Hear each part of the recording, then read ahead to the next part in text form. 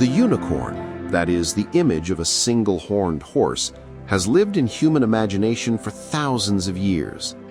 But where did this idea come from? How did it survive until today? The oldest traces, Indus Valley seals. From 2600 to 1900 BCE, the ancient cities of Harappa and Mohenjo-Daro in India were major cultural centers. Many animal figures are depicted on clay seals found here. Among them, one of the most mysterious motifs is a single-horned animal. These depictions are called unicorn seals by modern archaeologists. But the question here is, does this figure represent a real animal, or is it a purely symbolic image? Some scholars consider it a stylized ox or antelope, because sometimes a two-horned animal can appear to have a single horn when depicted from the side. Others say it was a special religious or trade symbol. So, the Indus Valley unicorn might be our mythological starting point, but its true meaning remains a secret. Ancient Greek and Roman texts. Europe's familiarity with the unicorn image came primarily through ancient writers. In the 4th century BCE, the Greek physician and historian Ctesias wrote about strange animals in India in his work Indica. He notes that this animal is the size of a horse, has a white body and a long, gleaming horn on its head. It was believed that cups made from its horn could neutralize poison. Later writers Megasthenes, Elian, Gaius Plinius Secundus Pliny the Elder either repeated this information or embellished it further. Thus, a broad concept of a legendary creature called monoceros or unicorn was formed in Europe. In reality, they were most likely describing the Indian rhino or the long-horned oryx antelope. But the tales from distant merchants, interest in exotic animals, and fantastic imaginations made this story seem more magnificent. The unicorn in sacred texts. In the Hebrew Bible, mentions a large, powerful animal called ram. Translators misunderstood this word and translated it as unicorn. However, it was most likely an aurochs, wild ox. But due to this translation, the unicorn suddenly appeared in sacred texts, which multiplied its prestige in European culture. People began to accept the unicorn not only as a fairy tale creature, but also as a divine sign.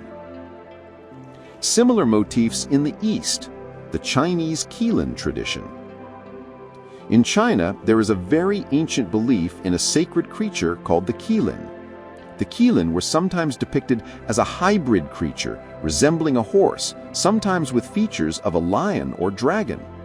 It often had a single horn on its forehead. The Qilin was considered a symbol of justice, goodness, and the birth of great people. It never appeared for no reason. It would only show itself when personalities destined to change history were born. In form, the Qilin does not resemble the European unicorn, but functionally, as a sacred symbol and omen of good fortune, there is a similarity. The unicorn in the medieval era, symbol of purity and virginity. In medieval Europe, stories about the unicorn spread widely. Bestiaries, religious mythological books about animals, particularly reinforced the unicorn image. The most famous motif, the unicorn is a wild, ferocious, and untamable animal, but it calms down and falls asleep in the lap of a virgin girl. At that moment, hunters can easily capture it. In the Christian world, this motif had a deep meaning. The unicorn symbolized Christ, and the virgin girl represented Mary.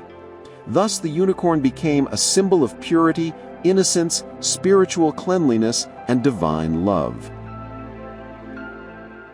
The unicorn horn and medieval trade.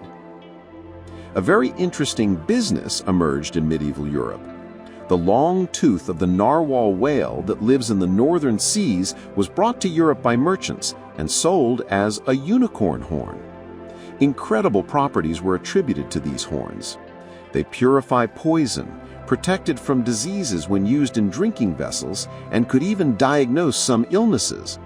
Kings and nobles spent fortunes on these miraculous horns. Vikings and Baltic traders were the main drivers of this trade. The unicorn in art. The unicorn holds a special place in medieval and Renaissance art. One of the most famous examples is the series of tapestries called the Unikorn tapestries. Here the unicorn is depicted both as a religious symbol and as an image of delicate, graceful beauty.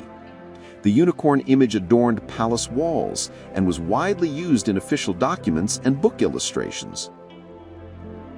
Unicorn in heraldry, the Scottish example. The unicorn was not limited to myth and religion. It also entered politics. The national animal of Scotland is the unicorn. The Scottish royal coat of arms has featured a unicorn for centuries. Here, the unicorn was accepted as a symbol of strength, freedom, and defiance against subjugation. In some depictions, the unicorn is shown chained, indicating it could only be subdued by a greater power. Scientific and folkloric views. There are several theories behind the real explanations behind the unicorn myth. Descriptions of exotic animals like the Indian rhino or oryx antelope were exaggerated over time. Merchants returning from distant lands embellished exotic stories to make them more interesting.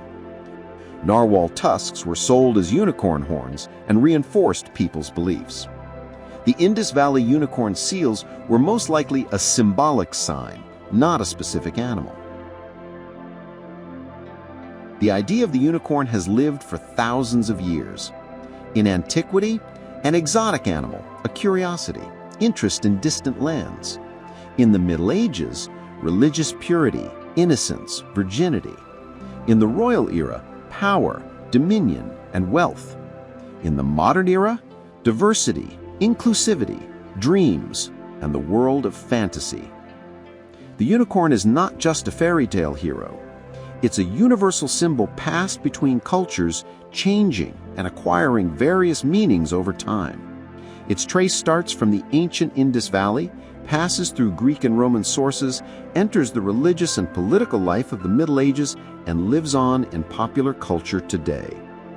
The secret of the unicorn lies in its connection to real animals, mythological imaginations, and humanity's search for purity and miracles.